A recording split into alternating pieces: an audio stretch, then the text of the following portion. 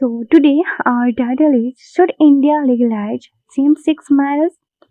Actually, this is not any confirmation. ये सिर्फ एक डिबेट है कि क्या भारत में समलैंगिक विवाह को कानूनी मान्यता दी जानी चाहिए। तो इस वीकेंड पे ये लोग चर्चा किए हैं और सबने अपनी अपनी राय दी है इस न्यूज आर्टिकल में। तो इस न्यूज आर्टिकल को हम वोकैबुलरी के साथ और कुछ कंक्लूजन के साथ इन द लास्ट पढ़ेंगे। So as you can see, as I have done with physical, now you have to read this article with me with some vocabulary. Okay. So without any delay, let's start our news article with some vocabulary. तो हाँ, ये सिर्फ एक debate रहा है, ये कोई confirmation नहीं है, क्योंकि कोर्ट बोल रहे हैं कि ये इस सब का मतलब जो भी है सेम सेक्स मैरिज, ये सारा का सारा जो भी चेंजेबल होगा वो पार्लियामेंट करेगा, मैं नहीं करूँगा। ओके।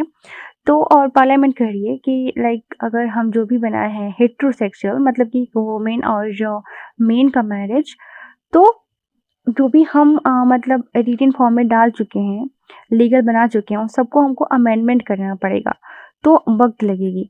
और कुछ लोग ये भी बता रहे हैं इस न्यूज आर्टिकल में कि ये वेस्टर्न तरफ का आइडियाज़ नहीं है, क्योंकि यहाँ पे भी लोग हैं जो इंडियन पीपल हैं जो फील करते हैं सेम सेक्स मैरिज और वो चाहते हैं कि ये लीगल हो जाए।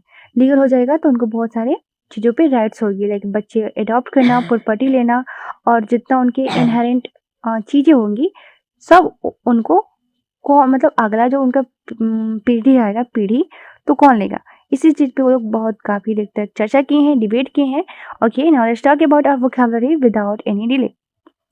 सो या एज यू नो, ये जो होगा हमारा वोकैबुलरी या फिर जो भी सेशन होता है मेरा न्यूज आर्टिकल का, वो सारे एग्जाम के लिए होते हैं।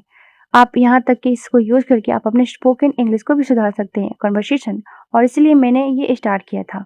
बट बहुत सारे लोग हैं जो बोल रहे हैं कि ज़्यादा चीज़ें हिंदी में बताया जाए, तो हिंदी में बताना मेरा पर्पस नहीं है। मतलब मेरा है कि इंग्लिश में ही बताऊँ और आपको भी इंग्लिश बोलने का एक एनवायरनमेंट दे पाऊँ। और हाँ, मैं हिंदी भी तो बोलती हूँ। तो yes, for that no worries at all, आप धीरे-धीरे सब कुछ सीख जाएँगे, क्योंकि हमें इंटरव्यू क्रैक करना है कि नहीं, और जो भी किसी तरह का एग्ज़ाम है उसे क्रैक करना है, तो हमें इंग्लिश में ही अपने आप को बेस्ट बनाना पड़ेगा, है ना? और यस, एज़ वी नो, हम लोग देर कर रहे हैं अब, तो स्टार्ट करते हैं without any delay. And but yeah, for those people who are commenting, that is really nice for me and I am so grateful for them. So जो भी ये वीडियो वॉच कर रहे हैं, तो अगर आपको वोकैबुलरी का ये पेज चाहिए तो आप टेलीग्राम पे आके ले सकते हैं।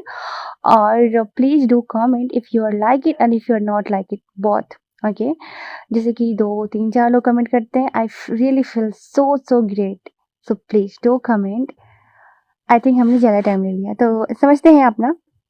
सबसे पहले first vocabulary, that is decriminalised, that means made no longer a criminal offence, अपराध की श्रेणी से बाहर करना, that is called decriminalised. Okay, and synonyms would be legalized and permitted, and antonyms would be criminalized, banned, and sentence would be the law decriminalized same-sex relationships, कानून ने समलैंगिक संबंधों को अपराध की श्रेणी से बाहर कर दिया। Okay, and the next vocabulary is entitled, that means having a legal or moral rights. Once again, yes, अधिकार प्राप्त जिसको होता है उसे बोल सकते हैं entitled. So synonyms would be authorized and eligible, and antonyms would be disqualified and deprived, and sentence would be every citizen is entitled to equal rights. प्रत्येक नागरिक समान अधिकारों का हकदार है। entitled मतलब हकदार होना। And next vocabulary is landmark verdict. That means a court decision that has major historic importance. ऐतिहासिक न्यायिक फैसला। Synonyms would be historic judgment या फिर milestone decision. क्या है ना कि ये जो बोला जा रहा है ऐतिहासिक न्यायिक फैसला, मतलब कि जो भी पहले से बन चुका है लॉ, उसको बोला जा रहा है कि हम लोग कैसे चेंज करें, है ना? तो sentence would be the supreme court delivered a landmark verdict, सर्वोच्च न्यायालय ने एक ऐतिहासिक फैसला दिया। And the next is constitutional framework. That means the structure and principles established by the constitution. संवैधानिक ढांचा, legal structure, constitutional system. इसका मतलब यही हुआ. और sentence should be every reforms should respect the constitutional framework. हर सुधार को संवैधानिक ढांचे का सम्मान करना चाहिए. और वन थिंग, मैंने जिनको कहा कि कमेंट करके जो कमेंट करते हैं वो मुझे सच में अच्छा लगता है, चाहे वो मुझे आप एरर बताएं या फिर कुछ भी करें. और मैंने कहा कि हाँ, हिंदी बोलना है कि नहीं बोलना है, तो इसको आप रूडली मत लीजिएगा. मैं प्यार से ही कह रही हूँ कि हमारा पर्पस है कि हम इंग्लिश को सीखें, इंग्लिश को जानें, यूज करें. और आप जितना रियल लाइफ में यूज करेंगे ना, यकीनन आप एग्जाम में भी सबसे ज़्यादा मतलब क्या बोलते हैं उसको, ऑब्जॉर्व करने की क्षमता विकसित कर लेंगे. तो इसीलिए मैंने कहा कि मैं वैसा ही इन्वायरमेंट क्रिएट कर रही हूँ. और हाँ, अब मैं धीरे धीरे ज़्यादा इंग्लिश से हिंदी की तरफ ही आ रही हूँ, लेकिन ये सही नहीं है, आप एक बार समझिएगा, ठीक है ना. और हाँ, अगर इसे थोड़ा सा रूड लग रहा होगा उसके लिए सॉरी, लेकिन मतलब यही है कि हमें क्रिएट करना है एक जहाँ पे होता है ना कि दिख दिख एक काम होती है, तो वैसा इन्वायरमेंट क्रिएट करना है. सो इसलिए मैं थोड़ा सा इंग्लिश इंक्लूड करके बोलती हूँ ताकि आप भी कोशिश करें बोलने के लिए. And it doesn't mean like I am on higher level as we say every day. Okay, all right. Now let's talk about our next vocabulary, that is legislative intervention. That means action taken by lawmakers to create or change laws. विधायी हस्तक्षेप मतलब कि जो कानूनी रूप से जो नियम होते हैं उसमें जब हम हस्तक्षेप करते हैं लॉ में, हस्तक्षेप यानी कि जानबूझकर इंटेंशनली कोई चीज देते हैं, राय देते हैं, दैट इज कॉल्ड हस्तक्षेप.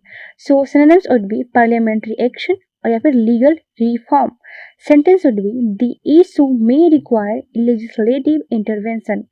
इस मुद्दे के लिए विधायी यानी कि लेजिस्लेटिव हस्तक्षेप की आवश्यकता हो सकती है, यही कोर्ट भी बोल रहे हैं. And next is persuasive. That means able to convince others. प्रभावशाली, मनाने वाला को बोल सकते हैं. इसको एक ऐसे भी बोलते हैं परस्यूजेंस मीन्स यहाँ पे भी है परसुएसिव, दैट इज कॉल्ड मनाने वाला, प्रभावशाली. So synonyms would be convincing और influential and antonyms would be unconvincing. Sentence would be her arguments were highly persuasive. उसके तर्क बहुत प्रभावशाली थे. एंड नेक्स्ट, किनके तर्क, यहाँ पे दो लोग हैं, उन सबका डिबेट चल रहा है तो उन्हीं को बताया जा रहा है. And the next is precedent. Precedent means an earlier decision used as a guide for a future case. नजीर, पूर्व उदाहरण देते हैं हम, प्रीवियस उदाहरण, उसे बोल सकते हैं हम presidents. Synonyms would be example, model, and sentence would be courts often rely on legal precedents.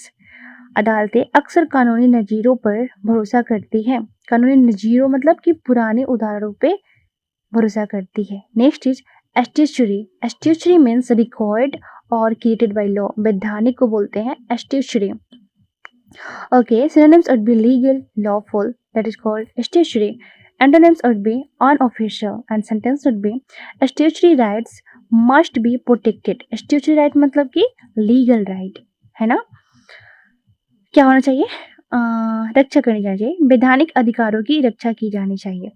And the next is inheritance. Inheritance means property or rights passed after death. उत्तराधिकार, विरासत, मतलब वही इसमें कहा जा रहा है कि अगर आप सेम सेक्स मैरिज को अलाउ नहीं करते, लीगल नहीं बनाते और वो दोनों साथ में रह रहे हैं, शादी नहीं की, उनको कोई राइट्स नहीं मिला, तो उनके मरने के बाद जो उनका विरासत होगा वो कौन लेगा. इसलिए कहा जा रहा है कि उनका उत्तराधिकार कौन होगा, inheritance. So sentence should be the law governs inheritance rights. कानून उत्तराधिकार के अधिकारों को नियंत्रित करता है. And the next is guardianship. Guardianship means legal responsibility for caring for another person. अभिभावकत्व मतलब कि एक तरह से जिम्मेवारी लेना, लीगल रूप से किसी भी पर्सन का केयरिंग करना. Sentence should be guardianship laws protect children's interest. अभिभावकत्व कानून बच्चों के हितों की रक्षा करते हैं. Next is inclusive society. Inclusive society means a society where everyone is accepted equally. समावेशी समाज को बोल सकते हैं इंक्लूसिव सोसाइटी। हाँ, इस न्यूज आर्टिकल में ये भी कहा जा रहा है कि लीगल रूप से भी करिए और ऐसा समाज भी हमें बनाना है जहाँ पे वो भी हमें क्या करे, एक्सेप्ट करे। ये नहीं कि मतलब एक इन्फीरियर भावना से देखे कि नहीं ये लोग तो कैसे हैं, सेम सेक्स मैरिज किए हैं। तो ये लोग ये भी बोल रहे हैं कि सोशल एक्सेप्टेंस भी होना चाहिए। Okay, so sentence would B education helps build an inclusive society. शिक्षा एक समावेशी समाज बनाने में मदद करती है। Next is social acceptance. हाँ, आ ही गया कि अप्रूवल और रिकॉग्निशन बाय सोसाइटी, सामाजिक स्वीकृति, मतलब समाज की तरफ से रिकॉग्निशन मिलनी चाहिए कि इन्होंने भी अडेप्ट कर लिया सेम सेक्स मैरिज को विद द लीगल राइट्स।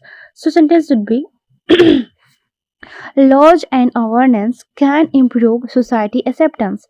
कानून और जागरूकता सामाजिक स्वीकृति बढ़ा सकते हैं। लाइक कि अगर आप जब न्यूज आर्टिकल ये पढ़ रहे हैं मेरे साथ, तो आप भी देख रहे हैं कि हाँ ऐसा होना चाहिए। वैसे ही जैसे हम अवेयरनेस फैलाते हैं तो चीजें जितने बढ़ेगी, लोग समझेंगे कि अच्छा हाँ ये भी होता है, तो चलो इसको भी एक्सेप्ट किया जाए, तो धीरे धीरे लोग एक्सेप्ट करते हैं।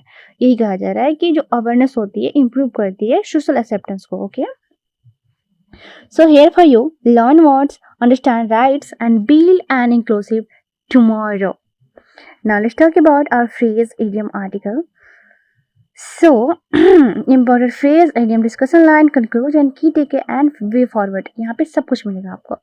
Okay, so the phrase हम देखते हैं। First is marriage equality. Yep. So marriage equality means equal marriage rights for all couples. विवाह समानता। Marriage equality promotes equal rights. विवाह समानता समान अधिकारों को बढ़ावा देती है। Next is equal protection, equal treatment under the law, that means समान कानूनी संरक्षण। Equal protection sentence would be every citizen deserve equal protection. हर नागरिक समान कानूनी संरक्षण का हकदार है। Next civil rights, rights that guarantee freedom and equality, नागरिक अधिकार। सिविल राइट्स स्ट्रेंथन डेमोक्रेसी, नागरिक अधिकार लोकतंत्र को मजबूत करते हैं। And the next is legal recognition, that means official acceptance by law, कानूनी मान्यता को बोलते हैं legal recognition. Sentence would be legal recognition provides security, कानूनी मान्यता सुरक्षा प्रदान करती है। And the next is human dignity, that means respect or and worth of every individual, मानवीय गरिमा को बोलते हैं respect को human dignity. Sentence would be every person deserves human dignity, हर व्यक्ति मानवीय गरिमा का अधिकार है। Now let's talk about useful idioms. So the first is level the playing field, give everyone an equal opportunities, सभी को समान अवसर देना को बोल सकते हैं level the playing field. And the next is idiom break new ground, do something innovative or unprecedented, मतलब जो पहले से नहीं बनाई गई है। प्रेसिडेंट मतलब समझे थे ना, जो पहले से बनाए गए हैं, और अनप्रेसिडेंट मतलब कि जो पहले बनाया गया उसको तोड़ना, तो नई राह बनाना, that is called break new ground. And the next is stand up for your rights, defend your legal और मोरल राइट्स, अपने अधिकार के लिए खड़े होना, that is called stand up for your rights. And the next is cross the line, that is go beyond acceptable limits, सीमा पार कर देना, that is called cross the line. The next is bridge the gap, reduce differences between groups, अंतर को कम करना, that is called bridge the gap. Gap में क्या करना है, ब्रिज बना दो, यानी कि अंतर को कम कर दो। Okay, now let's talk about powerful discussion and essay for your conversation for your writing too. So the first हमारा होगा line, equality before the law is the foundation of a just society, कानून के समक्ष समानता एक न्यायपूर्ण समाज की नींव है, foundation of a just society. Next, legal recognition often shapes social acceptance over time, कानूनी मान्यता समय के साथ सामाजिक स्वीकृति को भी प्रभावित करती है। हाँ, मतलब कहा जा रहा है कि आप पहले लीगल रिकॉग्निशन दे देंगे तो धीरे धीरे समाज भी उसे एक्सेप्ट करना स्टार्ट कर देगी। लेकिन हाँ, दिक्कत तो करेगी समाज, लेकिन पहले लीगल हो जाए फिर। नेक्स्ट इज डायलॉग यानी कि संवाद and empathy help societies address यानी कि ढूंढना कॉम्प्लेक्स इशू विद अंडरस्टैंडिंग, संवाद और सहानुभूति समाज को जटिल मुद्दों को बेहतर समझने में मदद करते हैं। And let's talk about our conclusion line. So, the article discusses the ongoing debate about same sex marriage in India and highlights the legal, constitutional, and social dimension of the issue. It emphasizes that questions of equality, rights, and recognition continue to be discussed through democratic and legal process. यह लेख भारत में समलैंगिक विवाह पर चल रही बहस के कानूनी देखिए क्या है, इस पर बहस है, डिबेट है, संवैधानिक और सामाजिक पहलुओं को सामने लाता है। इसमें समानता, अधिकार और कानूनी मान्यता जैसे मुद्दों पर लोकतांत्रिक और न्यायिक प्रक्रिया के माध्यम से चर्चा जारी रहने की बात कही गई है। नेक्स्ट इज की टेकअवे, कुछ महत्वपूर्ण बातें आपके लिए। Understanding constitutional values helps citizens engage thoughtfully in public debates. संवैधानिक मूल्यों की समझ नागरिकों को सार्वजनिक मुद्दों पर सोच समझकर भाग लेने में मदद करती है। Respectful discussion is essential when society addresses complex legal and social issue. जटिल कानूनी और सामाजिक विषयों पर सम्मानजनक संवाद आवश्यक है। Is essential. Now let's talk about next sentence.